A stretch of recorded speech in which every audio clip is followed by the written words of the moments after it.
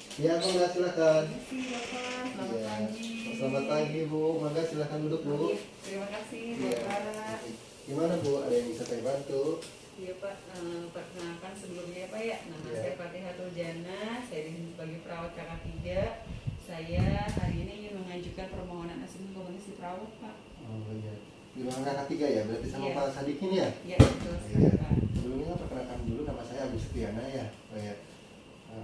Ini dari PK ke PK1 ya Mbak? Iya betul. Oh, sebelumnya sudah ke panitia? Sudah Sudah Pak? dapat formulir 1-2-nya? Sudah. Diisi? Sudah. Oh iya, baik. Masuk. Buka datanya ya Mbak?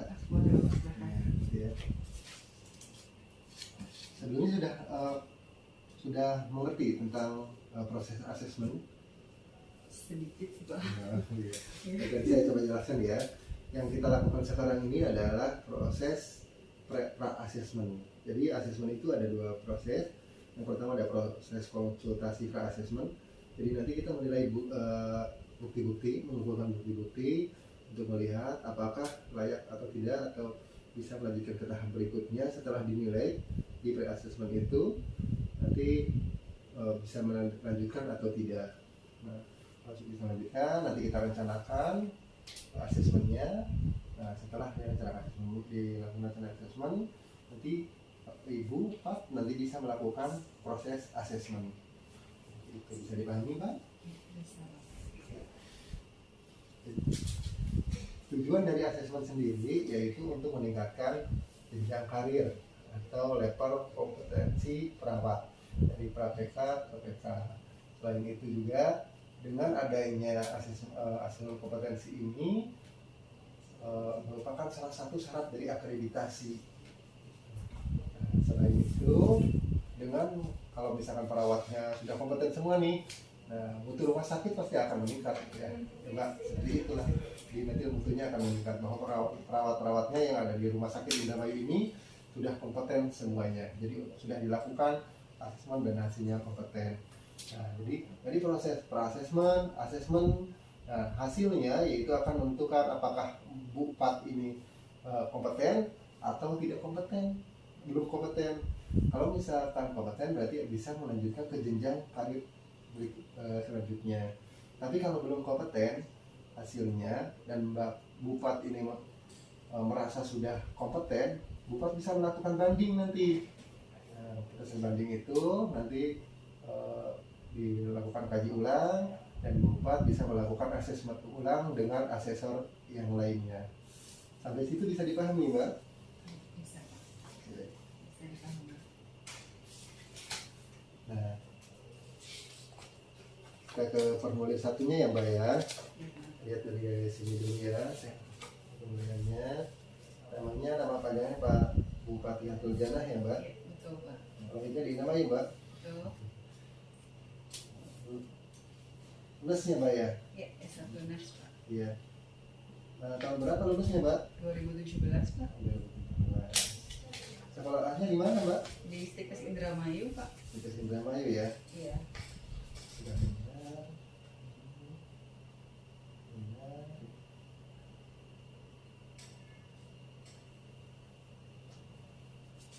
Ini BPJLS-nya tahun 2017 ya Mbak ya. Iya Pak. 2017. STR-nya sampai tahun 2023 ya Mbak ya. Iya, betul. Berarti 1 tahun lagi ya Mbak ya. Iya.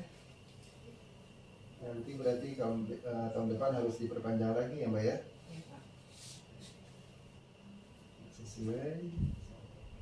Oke. Ini semua yang saya tanyakan tadi sudah sesuai. Baik ini bukti yang saya lihat sudah sesuai dengan buktinya. Nah, maka Bapak akan bisa dilanjutkan ke penilaian selanjutnya ya Mbak. Maka Bapak untuk tanda tangan di sini.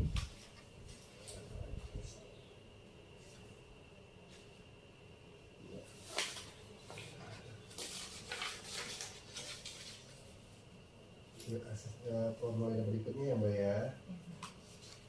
Nah, sudah yakin nih merasa kompeten Mbak? Siap Pak, sudah. Nah, Sudah. jadi kompetensi ini menggunakan 12 kompetensi ya Mbak ya, 12 kompetensi. Tapi yang akan Mbak lakukan asesmen nanti hanya elemen 5 ya, yaitu tentang menciptakan dan memelihara lingkungan keperawatan yang aman melalui jaminan kualitas dan manajemen risiko ya Mbak. Apakah Mbak bisa mengidentifikasi risiko itu apa saja? Risiko identitasnya ada 5, ada risiko jatuh, risiko cedera tekan, kemudian keterbatasan fisik, sama risiko alergi. Kalau risiko jatuh itu tandanya apa aja Mbak? Pasien menggunakan gelang warna kuning, atau kalau ketika pasien ada di ICU menggunakan di standar infus dikasih logo kuning. Ya. Mereka nanti Mbak tanda tangan di sini ya Mbak.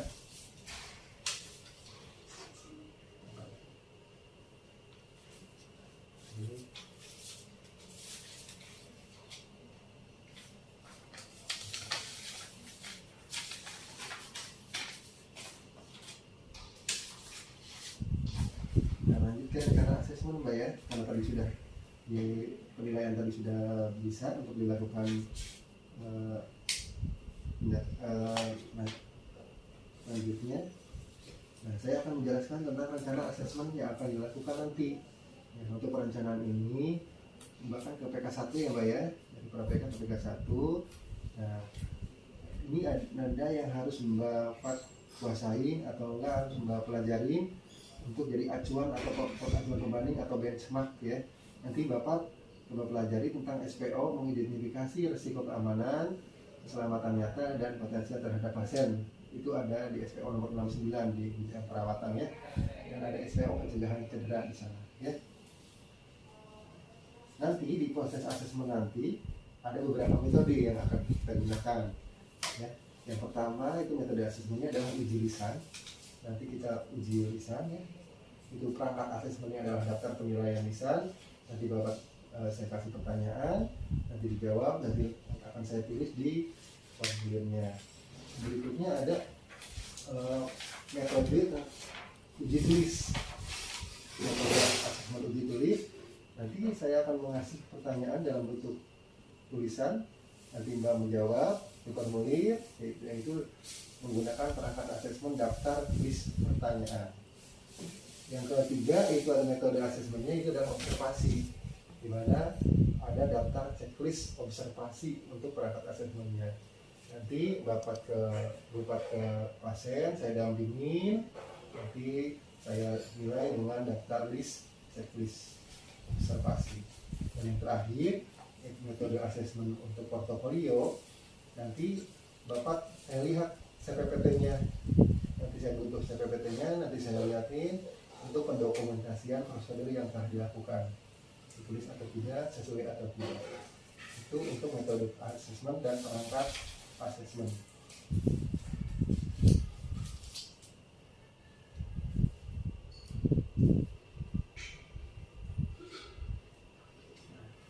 Nanti harus dipahami juga alat dan bahan yang digunakan. Ini kan untuk proses asesmen nanti, untuk level 5 ini nanti apa saja sih alat dan bahan yang digunakan, apakah perlu nanti sarung tangan atau ballpoint dan alat lainnya. Nanti setelah saya terjelaskan metodenya, perangkatnya, alat dan alatnya, nah sekarang kita bikin kesepakatan. Nanti kalau misalkan Bapak atau Ibu Pat nanti melakukan asesmen, nah kita misalkan disepakati jam 10 pagi misalkan, dan nanti Ibu Pat 15 menit sebelum jam 10 harus sudah siap, biar nanti kalau ada apa-apa bisa terhandle ya Mbak. Nah, selain itu misalkan berpakaiannya harus rapi, pakai seragam ya, pakaian ganteknya dipakai juga. Nah, selain itu kalau misalkan nanti dalam proses asesmen ada sesuatu yang membahayakan kepada pasien, nah saya akan stop kegiatan asesmen itu ya. Karena apapun juga kita harus mengutamakan keselamatan pasien ya, seperti itu ya Mbak. Nah, kalau sudah semuanya, nanti nanti kita sepakatin saja. Kira-kira Bapak mau kapan untuk melakukan asesmennya, dilakukan asesmennya? Hari Senin saja Pak, bagaimana? Di mana tempatnya Pak? Di ruang kakak 3. Di ruang kakak 3 aja ya, berarti di ruang Pak Sadikin ya, gitu ya? Iya Pak. Jam berapa nih? Jam 10 Pak. Jam 10? Iya. Baik, jam 10 ya. Nanti Bapak tolong izin ke kepala ruangannya untuk disiapkan tempatnya, disiapkan pasiennya, ya, biar nanti berjalan dengan lancar. Baik Pak. Iya. Ini maka Bapak tanda tangan di sini. Ya. Udah lama ya?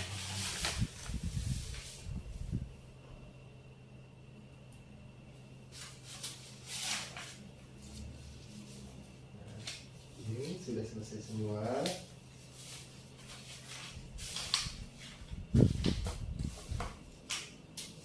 Nanti kita akan ketemu lagi yang tepatnya tanggal hari Senin tanggal 27 jam 10 ya. Nah, nanti Bapak silakan kuasain tentang materinya, SOP dan lainnya. Gak usah stres, tetap tenang ya, mudah-mudahan nanti berjalan lancar dan menjadi hasil yang kompeten. Amin. Ya. Terima kasih. Ya, mungkin itu aja. Ya, Ada yang dipertanyakan Pak? sementara cukup Pak. Ya. Dan nanti kita ketemu lagi yang Bapak ya tanggal 27 hari Senin ya Bapak ya. Ya, Pak. Oke.